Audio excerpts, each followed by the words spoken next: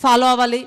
ఇదే తెలుసు కదా మనకి, బయట మార్కెట్లో ఎన్ని గంటలు మనం జాబ్స్ చేస్తున్నాము, రోజుకు ఎంత టైం తీసుకుంటున్నాము, ఇది చాలా important. At least 4 hours being a జెంట్స్కి లేడీస్కి ఎవ్రీడే 4 hours దొరకకుండా పోతుందంటే నేను అసలు నమ్మను.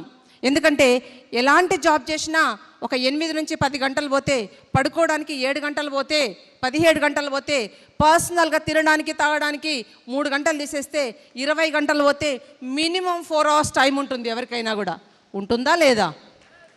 ఈ 4 hoursని మనం ఏం చేస్తున్నామంటే కిల్ చేస్తున్నాం, నాశనం చేస్తున్నాం. ఆ వేస్ట్ అవుతున్న మీ సమయాన్ని తీసుకొచ్చి ఇక్కడ ఇన్వెస్ట్ చేద్దాం. ఆ ఇన్వెస్ట్మెంటే ఈ సక్సెస్కి మనకి కారణం అవుతుంది. రెగ్యులర్గా మన ఏ డౌట్స్ వచ్చినా ప్రతి క్లారిఫికేషన్కి మన అప్లైన్కి మనం ఫోన్ చేయాలి. చేయకుండా ఉన్నామనుకోండి, మన డౌట్స్ క్లారిఫై అవుతాయా? డౌట్గానే మిగిలిపోతే మనం ముందుకు వెళ్ళగలమా? ఎందుకంటే మనకు ఒక అడ్డంకి, స్పీడ్ బ్రేకర్ ఉందను. ముందుగా రోడ్డు మీద వెళ్తున్నప్పుడు స్పీడ్ బ్రేకర్ వచ్చింది, ఏం చేయాలి?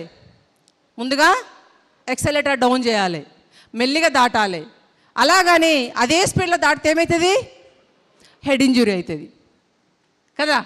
సో మనకు ఏ పనిలో అయినా ఏమన్నా చెయ్యండి మీరు, హడ్డిల్స్ లాని ప్లేస్ అంటూ ఉండదండి.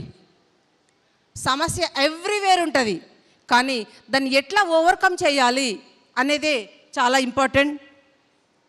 వర్క్ విత్ అప్లైన్, ఇలా ఎప్పుడైతే మీరు work with patience you will get victory. Definitely ఎనీవండి, ఏదో ఒక రోజు ఖచ్చితంగా మీకు సక్సెస్ అనేది వస్తుంది. ఎప్పుడైతే మీ 3 నెలల్లో 6 మందిని డైరెక్టర్లు చేయగలరో, క్రౌన్ డైరెక్టర్ అయిపోతే ఎలాంటి విజయం అండి అది. ఈరోజు క్రౌన్ అయితే ఇక్కడ ఒక రెస్పెక్ట్, చెక్ అంతుందా కాదు, క్రౌన్ అయితే respect. Yes or no? So